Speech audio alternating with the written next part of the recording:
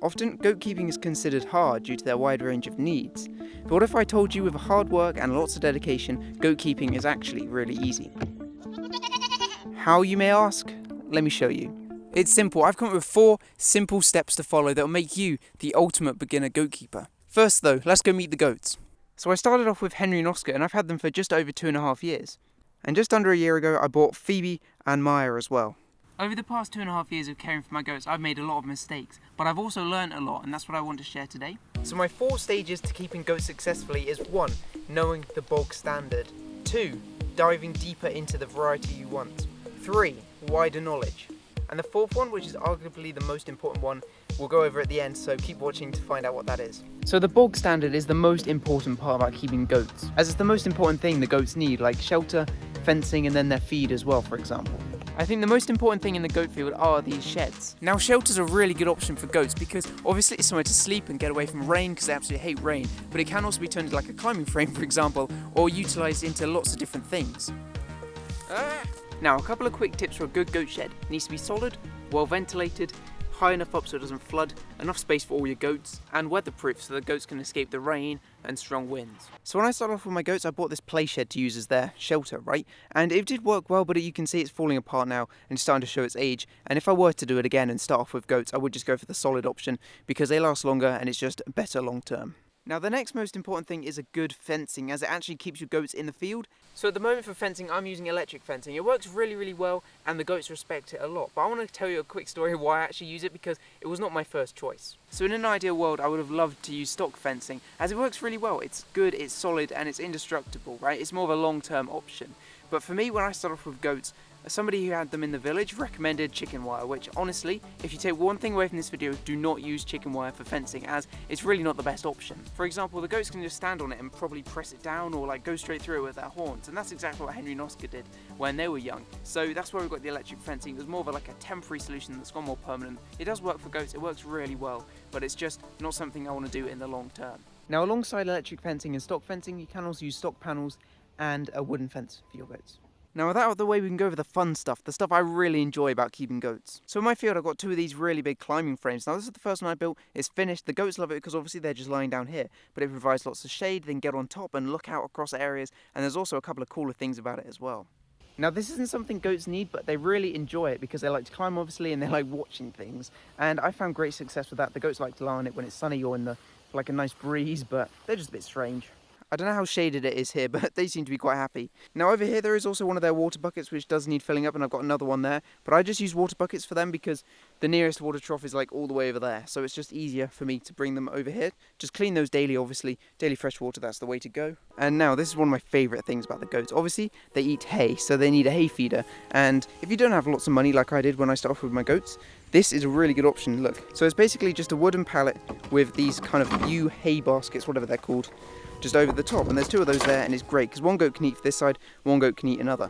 And I want to put another one of those over on this climbing frame we made recently, as this one's still like a work in progress. Goats also love a really good scratching post, something they can get properly up close against and really rub against. Now, I use this big branch over there that fell out of that tree, as the goats like get under there, get it behind their horns and just give themselves a good itch. But I'm also looking to make something out of like brush heads, like along here they can rub against, because that's also a lot nicer than just like a pallet, for example. He's very hot with all his long hair, but he's okay.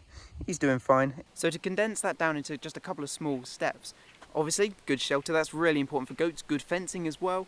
Something for them to do, because as soon as they get bored, they just try and escape. At least that's my experience with pygmy goats. And also, fresh water. Keeping it nice and simple. So now I want to quickly go over the kind of less simple stuff, you know, things like vaccinations, food, and like hoof trimming, for example. Now this does vary goat breed to goat breed, but it's kind of a more general rule is what we're going to go over, and then we'll get into that kind of goat breed to goat breed thing in the second sort of stage.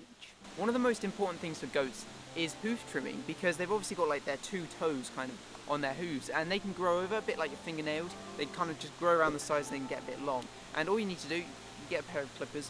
I'll probably do a full video on this in the future, and just make sure it's nice and flat and comfortable for them to stand on. But without doing this, they can become really uncomfortable, and it can actually damage them in the long term. So if you just keep them nice and trimmed down and flat, it's relatively easy. It's just it just kind of seems intimidating, right? So all you need to do hoof trimming is just a pair of hoof clippers, right? And they're just basically some robust scissors. They just trim it off. It's nice and easy. I'll make sure to do like a full goat hoof trimming video at some point, just so you can kind of get a good idea on it. There are also a lot of good videos on YouTube as well to check out. Hopefully I don't miss anything also, because I want to make sure I get everything covered, or at least basics covered. So next I want to go over vaccines, and I won't lie to you, this is the bit I'm going to struggle with explaining, but I'm going to give it a go and try my very best. So for my goats, every 6 months they get an injection, just a nice booster to keep them happy and healthy. And what I use here in the UK is called Lamivac. I don't know if it's an America thing or Australia or wherever you're watching from, but in the UK that's what I use. It works really well for the goats, so you can see they're kicking about, they're doing okay. But that just protects against a couple of things. I put them up on the screen, as I can't remember them off the top of my head. It just does the job, it's nice and simple. And you also need to give that to, I think, kids as well. I believe it's about, so I believe when they're about 3 weeks old you give it to them. And then like 4 or 6 weeks after, I believe that's how it goes. Now I'm not too familiar with goat kids and breeding goats yet, but it is something I'm going to be experimenting with and trying for the first time at the end of the year. So I'm trying to get as much knowledge as I can about it, so I can be as prepared as possible.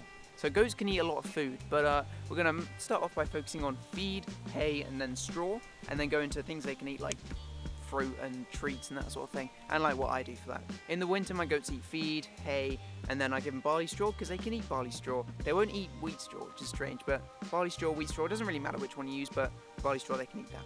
And I have been told actually that whether goats, like pygmy wethers, can be fed on like just straw, but it's not something I do. I probably will try that out eventually because it's good for them, because the extra grain for whether goats can make them a bit stiff and quite uncomfortable while they walk around. And that's kind of why I don't feed my goats at the moment. I do feed them in the winter, obviously.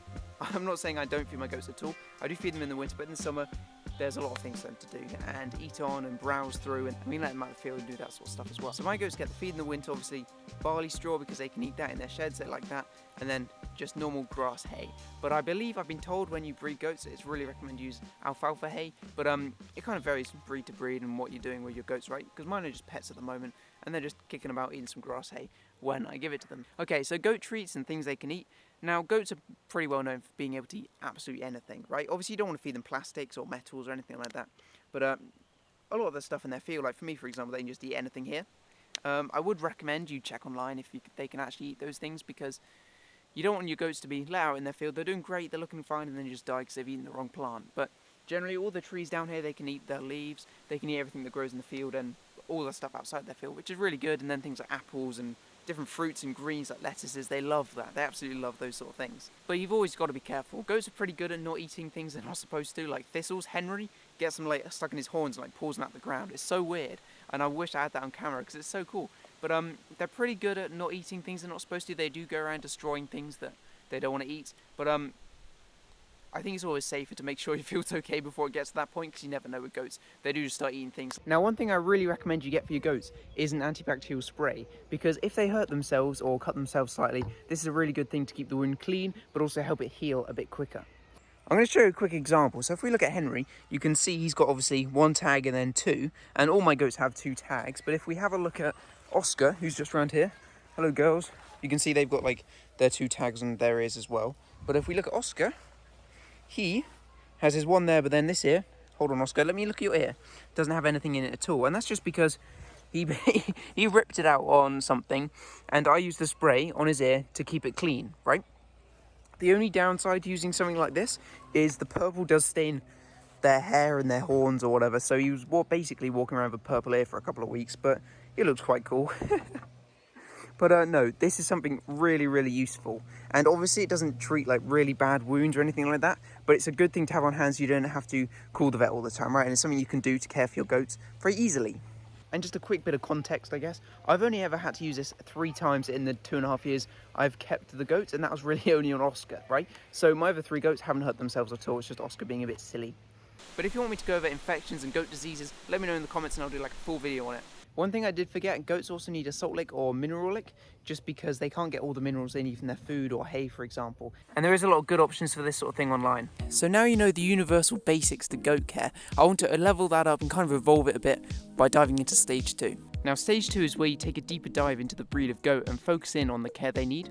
Now if we take pygmy goats as an example, they only really need the hay, the grain and the straw to thrive and do really, really well. And due to their size, they can get away with a slightly smaller field compared to some bigger breeds and a smaller shed. So the next step, step 3, sounds very counterproductive, as it's basically the opposite of step 2, where step 2, you focus in on the breed of goat you want, But step 3, get like a wider knowledge for goats as a whole. This doesn't mean learning about every single goat breed, trying to be a master at keeping goats. This is more focused on widening your horizons, right?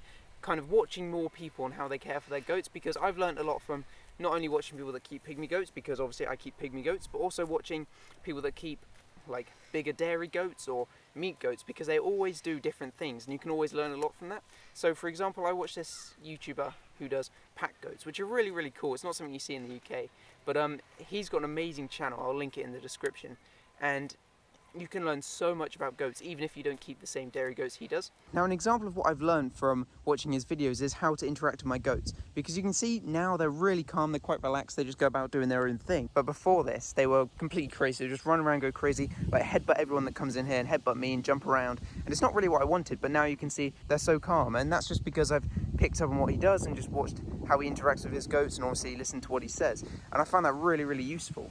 Now, I'm not saying you have to go through and watch all of his videos, but I recommend you see how many different people keep their goats, because everybody does it slightly differently and you'll pick up on different things you like and don't like. After you finish watching this video, I recommend you check out multiple other goat care guides. Now, a lot of the information you'll get from those videos is very similar to what I've said, but they will have different experiences with their goats which kind of mould how they care for them slightly differently, and there'll be some really important and valuable bits of knowledge that they'll be able to share with you. Now that leads me into stage 4, which I think is really valuable if you're just starting off with goats, but also is useful if you've been keeping goats for multiple years. Now I think step 4 is the most important part, because it can really make or break your goat keeping experience. And first of those being, just enjoy your goats. You know, the more you're enjoying your goats, the easier it actually is to keep them, because it's less of like a chore or a job you have to do, and it's more just part of like keeping your goats, and it's just good fun. And if you put that with spending more time with your goats, they just get easier and they get more used to you and they calm down, and they just start relaxing a bit more, and it's just so much easier if you spend more time with them and you're just enjoying them more. But if you're having troubles with your goats, or you've got things that are going on that you struggle with, I always just recommend keep working at it, keep working on it, keep improving things you're doing for your goats. I started with a hay net, which I wouldn't recommend, and I've kind of evolved from that into my cool custom hay feeder I've made. We've moved away from the chicken wire into the electric fencing, which hopefully are going to move into stock fencing later on, or something a bit more solid. And there's a lot of projects I want to do to improve my goats and just keep on building it and keep on building it, because I've got to the point where my goats are good. If I had to leave my goats like this, it would be fine, but I want to keep going and keep making it better. Now that does sound too good to be true, right? It's really easy to get your goats in a really good place and really improve your care for them. And to be honest, that's what I mean. Goat keeping should be simple, right? Obviously today I've gone over the basic goat care, and obviously you can build on that and improve it for different breeds, but also you can just do a couple of things like I mentioned at the end to make it so much easier for completely free and really low effort, to be honest. Just spending time out with your goats just will improve them, basically. You'll be able to notice things they do you want to improve upon, or things you can change, and they'll get more and more used to you. Now in this video I've tried my best to mention everything I can think of to do with goat care, right? And how to make it as simple as possible, but also an enjoyable experience keeping your goats. And I may have forgot something, to be honest, but I think I've covered everything. So if you've got any extra questions or something you want to find out, leave it in the comments and I'll try my best to reply to it. And if I can't really provide the best help, I'll point you at least in the right direction to help you out with that, because, you know, I wouldn't say I'm the best at keeping goats, but I really do like helping people out the best I can. So if you've got this far and you've enjoyed it, do subscribe. It would be really awesome to keep up with the goats, because I want to start making it more focused in on the goats rather than me talking about them, where it's like their own little story, right? But thanks for watching the whole way through. I hope you've enjoyed, and I'll catch you guys in the next one. Ow, you just bit my finger.